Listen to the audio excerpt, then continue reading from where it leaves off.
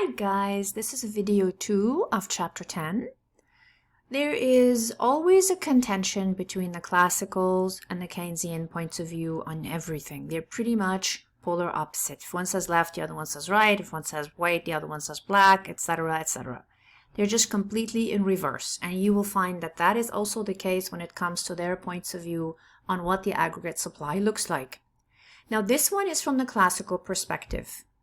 Two classical economists, the aggregate supply curve, which is the short-run aggregate supply curve, you know that because it doesn't say LR, which is long-run aggregate supply curve, is vertical. You see the word vertical right here? It's vertical, and they're both kind of blue to kind of help you remember that. Now let's return to their assumptions a little bit. Their assumptions, if you recall, every theory has assumptions, and the assumptions are the imposed conditions. When you freeze everything else and focus on those assumptions, are your working parameters. And they are three. The economy is at equilibrium, which is why it is rather vertical, which means this is how much the economy is producing. This is how much it's going to continue to produce regardless of external forces. The price level is flexible, so it's going to go up and down here, the price level, and the wages are flexible, right?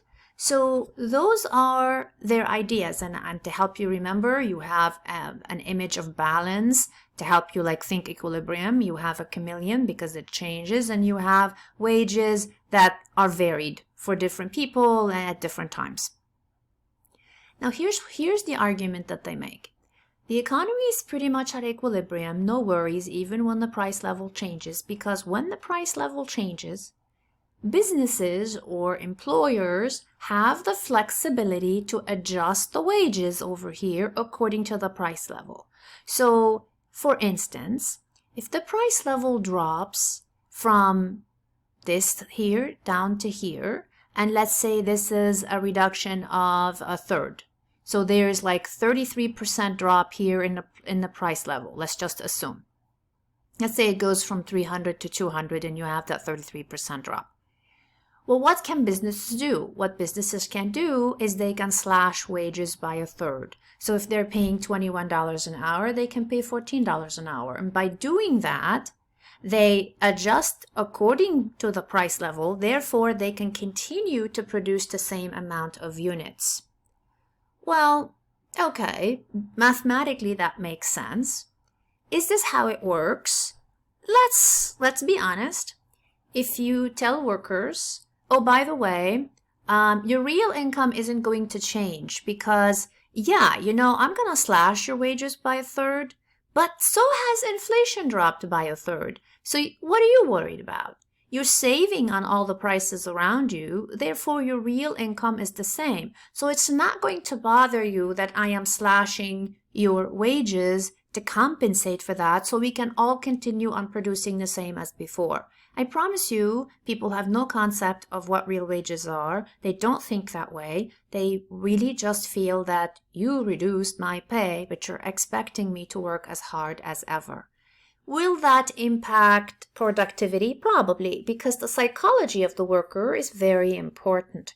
But to classical economists, they don't factor any of that in. They're simply saying, if the price level drops by a certain percentage and you lower wages to the equivalent percentage, then you can continue to produce as much as ever. And so I have a little note here for you.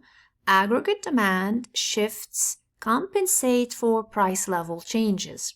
If the price level goes up, then the aggregate demand can go up. If the price level drops, then the aggregate demand can drop.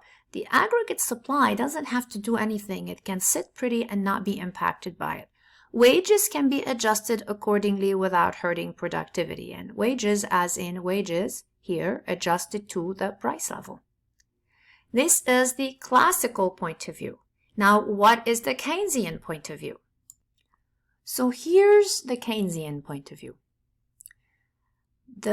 Obviously, since all the assumptions are polarized, the curve itself is going to be polarized. So we go from vertical, according to the classicals, to horizontal, according to Keynes or Keynesians. Let's recap a little bit their assumptions. The classicals say the economy is at equilibrium. Well, the Keynesians don't. They say the economy is mostly recessionary. the price level is constant instead of it changing. So here you have a recession. The economy is kind of tanking here. The price level is constant. This is why I gave you this tracks to kind of like help you remember. And the wages are inflexible. See this knot? It really prevents them from budging. Now, this is your full employment right here, right? And the assumption, I'm gonna go back for a second here to the classical point of view for just a second. The assumption is this is where your full employment is for aggregate supply. Well, here's what we're looking at with Keynes. Keynes is telling us, okay, the economy needs to be here at 10 trillion, right? That the economy right now is at 6 trillion. What's going to happen? He's going to say the economy is recessionary because we really should be producing 10 trillion and we're producing 4 trillion short of that. Well, the aggregate demand is the one that needs to actually shift forward. So he's saying, look, your price level here is stuck at 100. If you remember from graphs that we did before, when you have a horizontal curve, it means the only relevant point is right here, which is the 100 for the CPI. And it doesn't correlate down here to the real GDP. If it did, it would be downsloping or upsloping, but it is not. So the price level in this case is not going to impact the real GDP. So the only way to take an economy from underproducing to producing a little bit more, hopefully more again, to get us back to 10 trillion, is for aggregate demand to shift forward. What would make the buyer buy more? Well, this is where Keynes comes in and reminds us of the spending multiplier. The idea is that the government is also a buyer, and the government can start by doing two things. They can buy stagnant, kind of sitting on shelves kind of inventory from businesses, and that generates a round of expenditure. But they can also legally change how much they withhold, how much they ask people to pay in income taxes, for instance. That frees up some of their income, so now they have more purchasing ability. They go out and they buy more. So obviously to Keynes, it's about freeing up more disposable income one way or another.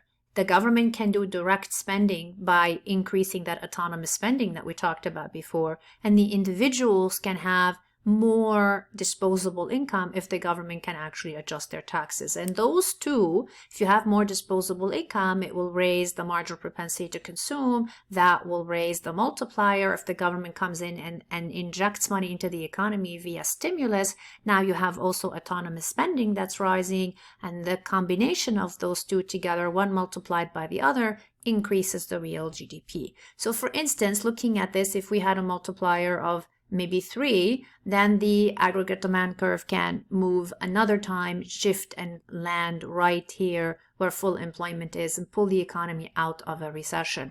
If you're not sure what I'm talking about with this one, go back to chapter 9 and look at the video that where we did that, where we used the multiplier and autonomous spending. And so down here, only aggregate demand shifts can raise the real GDP with government stimulus using the spending multiplier. Everything about Keynes is that demand creates its own supply. It starts with the buyer, starts with the power that the buyer has called real disposable income. And hopefully, you know, the higher the real disposable income, the stronger the purchasing power. And this is the power of an economy. To classical economists, no. It's how much is being produced and the fact that prices are going to be maintained at equilibrium levels. Of course, he comes around and he says, absolutely not, it doesn't.